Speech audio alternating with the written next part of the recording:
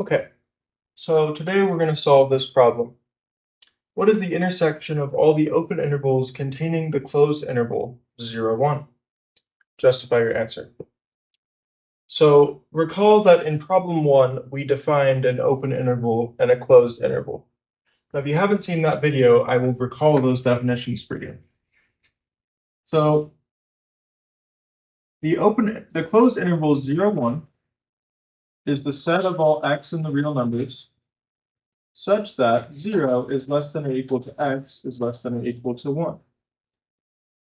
Similarly, an open interval a comma b is defined to be the set of real numbers which are strictly between a and b, namely a is strictly less than x, which is strictly less than. Okay, now we also need a definition of an intersection of a family of sets. So if, let's say, AI is a family of sets,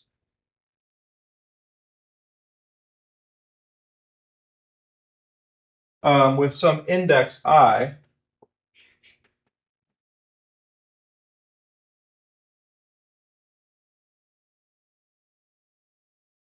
okay? So essentially I have a whole family of sets. Each of them has their own distinct label, lowercase I. All of these labels, lowercase I, belong to the index set, capital I. Okay? Then recall that the intersection of this family of sets over the entire index set is going to be the set of all x, and we can just say an R because we're working in the real numbers here, such that x is in AI for all I in our index set. Another way to phrase this definition is x is in this intersection of AIs if and only if x is in AI for all I. Okay, so set theoretic definition, and then maybe something that you might have seen before. These are two ways of mathematically expressing the same idea, namely, this intersection is the set of elements which belong to all of the sets in our family. Okay? So, with these definitions in mind, now actually, for your own sake, let me just quickly recall the definition of a union over a family of sets.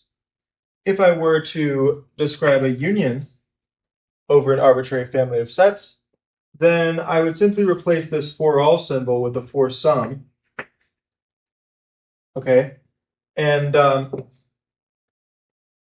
this definition basically says that the union of a family of sets is all elements which belong to any of those sets. So any element which belongs to one of these sets, at least one of them, belongs to the union. Okay, so the union is clearly a larger set than each set in the family. The union enlarges, and the intersection kind of shrinks the size. So for example, the union has a bunch of sets like this, then their union is going to be everything. This is their union. And then their intersection is just going to be this small set which contains elements common to everything in the family. So this is the intersection. Okay? All right, so with these definitions recalled, let us jump into the proof. First of all, why don't you pause the video and think about what the answer to this question is. In this case, we're given a question without the answer. We need to find the answer before we prove anything. So if I draw a number line here, then I know that I'm dealing with this closed interval 0 to 1, and I'm looking at a family of sets. The family of sets is namely all of these open intervals. Okay? And all of these open intervals are going to be containing the closed interval 0, 1. And then I'm going to be taking their intersection. So somehow I'm like collapsing this family of open intervals as tightly as I can around the closed interval 0, 1. And so we should suspect that the resulting answer will actually be the closed interval 0, 1. It turns out that it is. But to prove that, we need to first establish some notation. So let's describe the family of open intervals in the following way. So let's let F denote the set of all intervals AB, which are subsets of R, such that these intervals contain the closed interval 0, 1.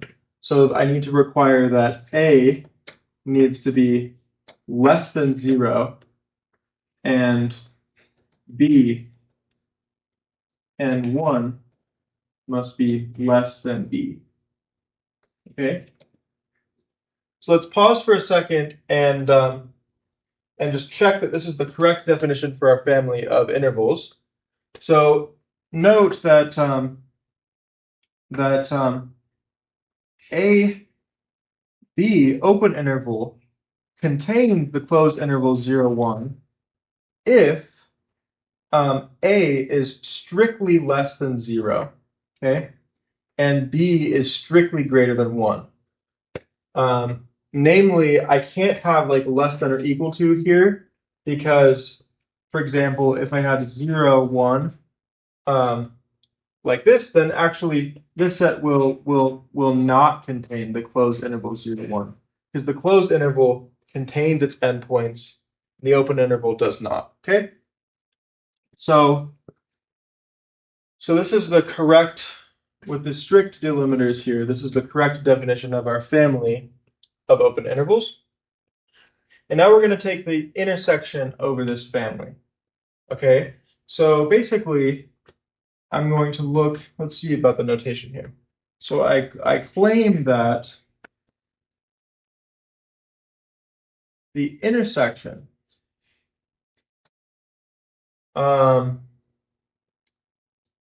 over all elements A, B in my family, B like this, is equal to 0, 1. Okay? So this is kind of not easy notation, simply because it's kind of tricky to get the notation correct. But here the labels A and B are almost acting as my index for this family of sets. Okay. Now also another way I could denote this just using mathematical notation is I could write this intersection symbol, and underneath the intersection symbol I could write A less than 0 and B greater than 1. And so this kind of encodes the conditions on A and B that I'm requiring over this family of sets. Okay, so these are both equivalent and correct ways of formulating the notation of the problem. Okay, so now that we've set up our notation, we actually need to prove this claim. Okay, so let's look. So to prove that two sets are equal, recall that we need to prove that this set 0, 1 is contained in the intersection, and on the other hand, we need to prove that this intersection is contained in 0, 1. Okay, so we need to prove both directions of the set theoretic inequalities. Now I'm going to look at this direction first because it's actually easier. Okay, so to prove that 0, 1 is a subset of this intersection, I simply start with an arbitrary element of 0, 1 and then show that that element belongs to the intersection. So let's do that. Let x belong to 0, 1. Okay. Then by definition of my family, X belongs to any open interval AB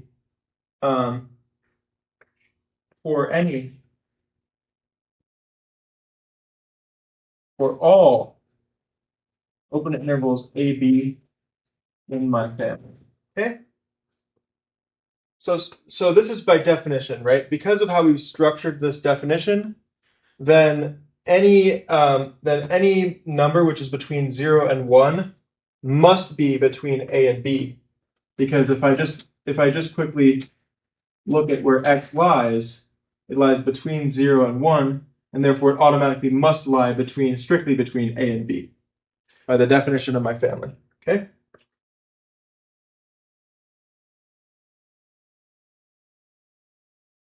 All right, wonderful. So then, by the definition of the intersection of a family of sets, I have automatically that X belongs to this intersection because it belongs to every member of the family.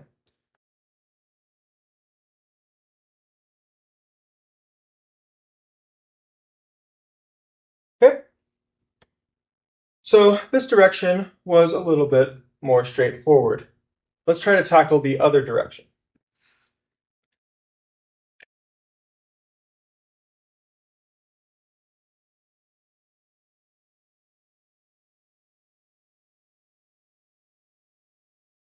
Okay, so to show that this intersection of sets is contained in the closed interval 0, 1, we could start with an element in this set and then try to show that it must belong to 0, 1. Okay? And while this is a nice way to approach the problem, it's actually not ideal in terms of formulating a proof. And the reason is because this set is a little bit harder to get our hands on than the set 0, 1. Okay? So instead of showing,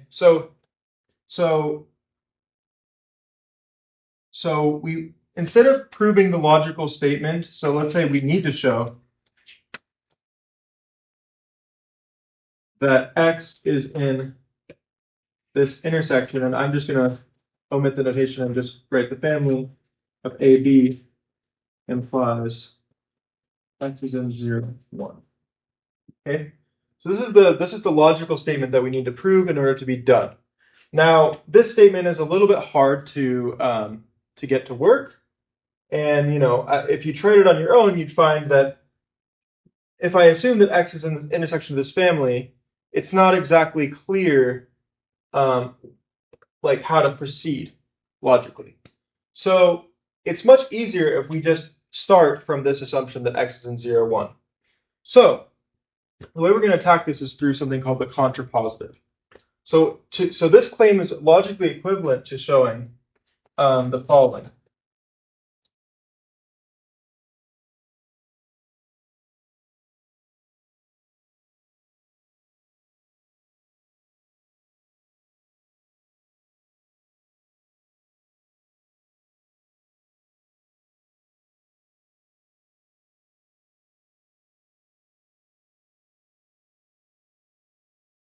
Okay. So this is called the contrapositive, and it's a kind of a nice trick from discrete math or logic, which is that if I want to show that P implies Q, if P is true, then Q must be true. I can show equivalently that if Q is false, then P must be false. Okay? And these two statements are logically equivalent. Try to think about why this is.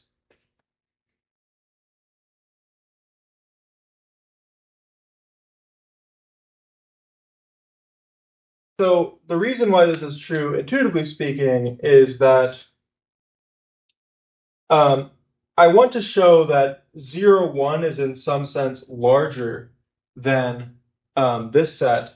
And so I can show that the complement of 0, 1, so everything outside of 0, 1, is smaller than this set, than the complement of this set. Sorry. So everything outside of 0, 1 is smaller than everything outside of this set. Namely, if I'm outside of 0, 1, then I must be outside of of this intersection. Okay? All right. And the reason why this is preferable, I want to emphasize first that this is not a proof by contradiction. This is a proof by contraposition. Okay? So the contrapositive is a logically equivalent statement to the original logical statement that we're trying to prove. And this is not a proof by contradiction. Now, why is this better? Well, you'll see in the proof that if we start from this assumption that x is not in the closed interval 0, 1, it's much easier for us to get our hands on some properties that we can be sure of about the element x. Okay?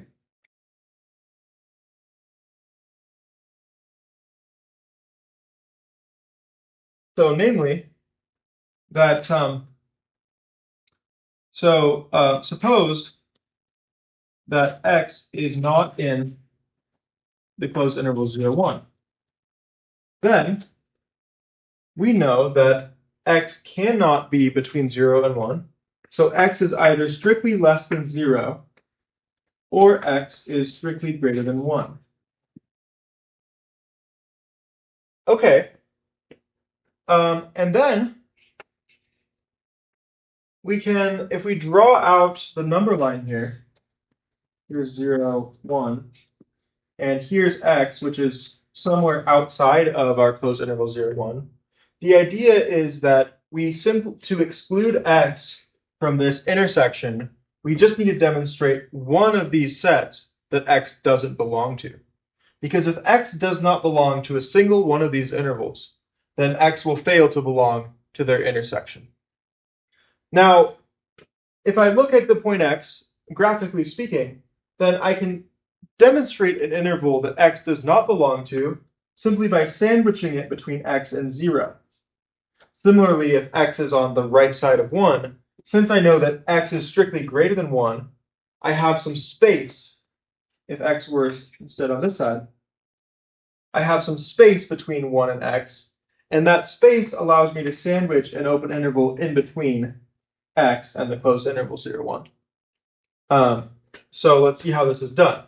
So let's take the case that x is less than 0. So if x is less than 0, then I can produce the interval where I just take x over 2 to be my left-hand side. So if x is less than 0, then x over 2, comma, and then our right-hand side could be anything. Let's just say 2.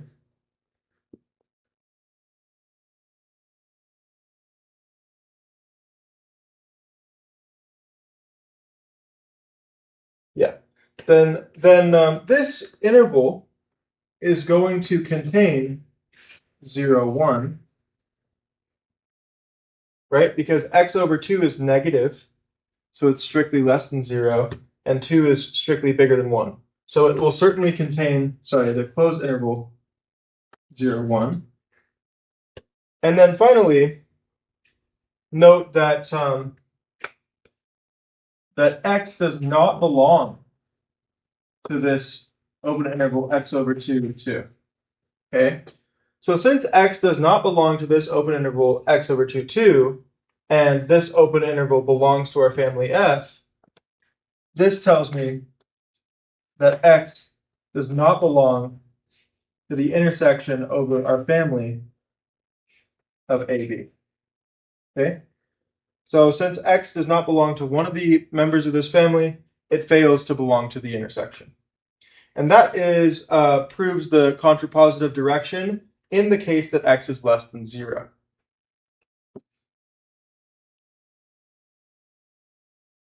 Now, similar idea holds if x is bigger than 1. Drawing a picture really helps when you're just starting out. So if x is greater than 1, then we can just take the average between x and 1 to be my right hand b value for my interval. So then let's just say -1 x plus 1 over 2. Similar here, this interval belongs to our family F because it contains 0, 1, and x does not belong to this interval.